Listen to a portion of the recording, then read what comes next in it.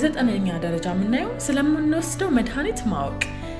እንደ ፔንኪለር ያሉ መድኃኒቶችን መውሰድ አፋችንን ሊያደርቀው ይችላል። ስለዚህ ሐኪሞችን ስለ መድኃኒቶቹ የጎንዮሽ ጉዳት መጠየቅ አለብን። ሌላው 10ኛ ደረጃ ላይ የተቀመጠው ጉሮሯችን ውስጥ ቶንሲል ስቶንስ መኖሩን ቼክ ማድረግ። ቶንሲል ስቶንስ ማለት በጉሮሮ ጀርባ በባክቴሪያ የሚፈጠሩ ነጭ ጥጥሮች ናቸው። እነዚህ ነጭ ጥጥሮች መጥፎ ጠረን አላቸው። ምናልባት ከዚህ ቀደም ሰምተን ላናቅ እንችላለን። ነገር ግን በፈረንሳይ በተደረገ ጥናት ከተመረመሩት መካከል በ6 በመቶዎቹ ላይ ችግሩ ታይቷል። እነኚህ ጥጥሮች ጉሮሯችን ውስጥ እንዳይከሰቱ በሚገባ አፋችንን ማጽዳት እንዲሁም ወደ ሕክምና ባለሙያዎች ጋር በመሄድ መታየት ተገቢ ነው። ይህ ጥጥር ከተከሰተ ደግሞ መፍትሄው በጥጥሩ መጠን ማለትም ትልቅና ትንሽነት ይወሰናል። በጨዋማ ውሃ መግመጥመጥ፣ የሎሚ ጭማቂ መጠጣት አሊያም ነጭ ሽንኩርት መብላት ለትንንሾቹ ጥጥሮች መፍትሄ ሊሆን ይችላል። ለትልልቆቹ ከሆነ ግን የሚመከረው በጤና ባለሙያ መታገዝ ነው። 11ኛ ክብደትን መመዘን።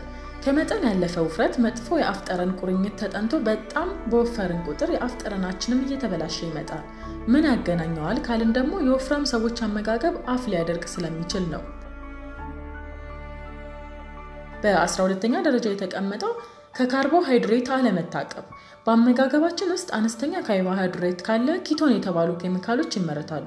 ይህ ስርዓት ደግሞ ጠረንን ያመጣል።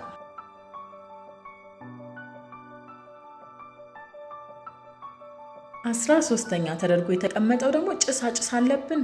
በተለያዩ መንገዶች የማጨስ ጉዳቶች እየተባሉ ካንሰርና የሳንባ በሽታ ሁሌም ይጠቀሳሉ። ሲጋራን በአንድ ስኒ ቡና መለወጥ ከባድ ሆኗል። ሌላኛው የሲጋራ ጉዳት መጥፎ የአፍ ጠረን፣ የድድ በሽታና የጥርስ ቀለም መለወጥ ናቸው። ማጨስ አፍን ያደርቃል። በዛ ላይ የደም ቧንቧዎችንም ያስጨንቃል። ስለዚህ የሚያስፈልገንን ያህል መጠን ምራቅ እንዳናገኝ ያደርገናል ማለት ነው። 14ኛ ፖምን እና የተመረጡ ምግቦችን መመገብ። ፖም እና ካሮት በምንመገብበት ጊዜ በጥርሶቻችን መሃል የተሰገሰጉ ምግቦች ቦታ ይለቃሉ።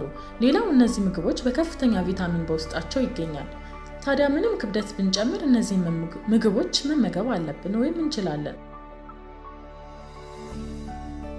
15ኛ ተደርጎ የተቀመጠውና የመጨረሻው መፍትሄ ወደ ሐኪም ቤት መሄድ። ሁሉንም ከላይ የተጠቀሱ አማራጮች ተጠቅማችሁ መፍትሄ ካላገኘን ሐኪሞን ያማክሩ። ምናልባት የችግሩ መፍትሄ ከሆድ ጋር በተያያዘ ሊሆንም ይችላል። ክቡራን አድማጮቼ ከፕሮግራማችን ጥሩ መፍትሄ እንዳገኛችሁበት ተስፋ እናደርጋለን። ሀሳብ አስተያየቶን ይጻፉልን። በሌላ ተመሳሳይ ፕሮግራም እስከምንገናኝ በያላችሁበት ሰላም።